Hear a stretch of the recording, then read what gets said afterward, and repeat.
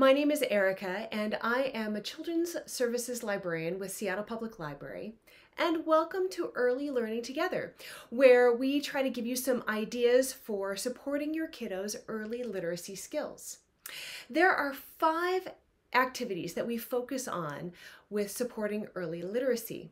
They are playing, reading, singing, talking, and writing. Today, we are going to measure different things in different ways. But how does that support early literacy skills? By talking about measuring, we're giving our kids new vocabulary for how we compare, contrast, and categorize different things in our world. And kids are measuring things all the time, from the time when they are babies and playing so big to marking time by celebrating each birthday. So here are some fun activities that you can do with your kids to explore measuring at home and out in the neighborhood. We're going to be using non-standard units of measurement, like our hands. Standard measurement units like feet or pounds, they can be a little confusing for kids, little kids especially, because a standard foot is much bigger than most kiddos' actual feet. So we'll start with our built-in measuring tools like our bodies and our senses. Our first game that we're going to play is which is heavier, which is lighter. And we're going to find different things and compare them. So start with something that your child can hold in their hand, like a can of beans. And we're going to compare things by weighing them in our hands with this can of beans. So let's start with a little bottle of hand sanitizer. First, we're going to start by observing. Let's take a look at the 2 things we're going to compare and weigh in our hands. So I'm noticing that the can of beans is bigger and the hand sanitizer bottle is smaller. And I know that this can is full of beans. I can tell by looking on the picture and the fact that the can isn't open yet, so it's going to be full of beans. Where's this bottle of hand sanitizer? It's only about halfway full of hand sanitizer. I can see that. And then this bottle is made of plastic and this can is made out of metal. So I'm going to ask myself, which is heavier and which is lighter? And then I'm going to guess. I'm going to guess which might be heavier and which might be lighter. Do you have a guess? Do you have a guess? And why did you make that guess? And then we're going to test it. Are you ready? I'm going to hold the beans in one hand and hold the hand sanitizer in the other hand and compare. It feels like the can of beans is definitely heavier. So, what did you guess? Which one did you guess? Was it the can of beans or the hand sanitizer? Now, let's try with something else. Let's try this pillow. It's big, it's bigger than the can of beans, but it's soft and squishy, whereas the can of beans is hard. Which do you think is going to be heavier? The can of beans or the pillow? Can you make a guess? And then we'll test it. Make your guess. Then we'll compare. The can of beans or the big pillow? The can of beans is still heavier than this big pillow, even though the pillow's bigger. Interesting, my friends. Let's try one more. I have a paperweight. And this paperweight is glass. It has a big air bubble in it, but it's made out of glass. Which one do you think is going to be heavier? Is the can of beans? The paperweight is hard, like the can of beans. The can of beans is full of beans. The paperweight is full of glass. Which one do you think is going to be heavier? Shall we test it? All right, let's take a look. Oh, now I feel that the paperweight is heavier. The glass is heavier than the beans.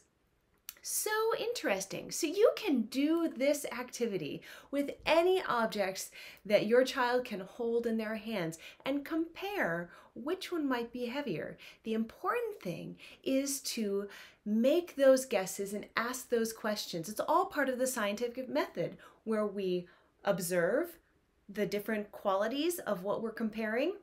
Then we ask ourselves the question, which is heavier, which is lighter? And then we make a guess, and then we test it. And all that is part of the scientific method that kids have been doing from the very beginning, where they're making observations and testing them and sharing what they know. You can also do this outside with things that you find in nature, and notice that just like with our pillow and our can of beans and our paperweight, which is smaller, and our can of beans, which is bigger, size isn't always going to tell us which one's going to be heavier and which one's is going to be lighter. Sometimes it goes the other way, and sometimes they might be kind of the same. So it's a fun activity to do inside or outside. Speaking of going outside, I have another fun activity that we can do outside. So let's go. So now I'm outside, and what we can do for this game is start with a list of things that we want to measure compared to our bodies. So I have a list of things right down below on this YouTube page, and you can use that list or come up with your own measuring ideas. So let's start with, let's find something that's longer than my arm. Oh, and there are some sticks right down here. Oh, take a look at this stick. It's not longer than my arm. You see, it only goes about to my elbow. So it's shorter than my arm. My arm is longer and the stick is shorter. What else can we find? Here's another stick. Let's take a look at this stick. This stick is definitely longer than my arm. You see? It goes past my fingertips. What else can we find? Can we find something that's taller than me? This tree is taller than me. It's true. Now let's go for something really small.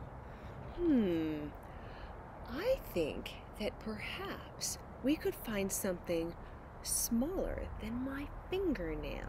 Do you think we can try it? Look! I found this tiny seed, and it's smaller than my fingernail. It's so teeny tiny. Now, let's see if we can find something wider than my foot. Let's see if we can find something wider than my foot. Oh, look at this huge leaf. It is wider than my foot. So you can measure all sorts of things out in our world just using your body as your own measuring tool, which is pretty cool. Should we go back inside? Let's go. Whew. Thank you for joining me outside for that little adventure, my friends. Now, we can use our bodies in other ways to measure, like we have our own measuring instruments in our hands and our feet. So we can measure, say, this screen. You ready? Let's measure it using my hands. 1, 2, 3, 4 hands. So I just measured this screen, and it's about 4 of my hands across. So you can measure your bed, you can measure your big sister, you can measure all sorts of things using just your hands. You can also use your feet by counting, say, how many steps from your door to your mailbox, or from your mailbox to the nearest fire hydrant. So it's great practice for counting and also for those measuring vocabulary skills. Another great way to explore measurement is by reading together.